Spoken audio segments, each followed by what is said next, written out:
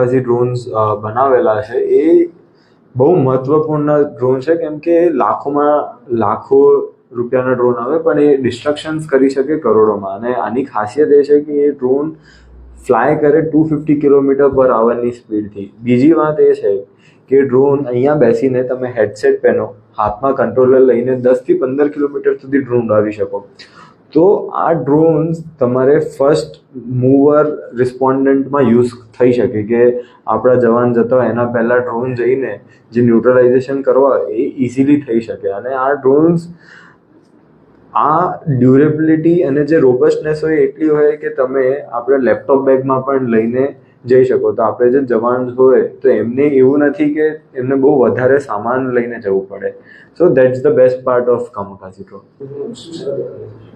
તો આપણે જે MOU કર્યા છે એ ઇઝરાયલની કંપની છે UAV ડાયનેમિક, એમની સાથે કરેલું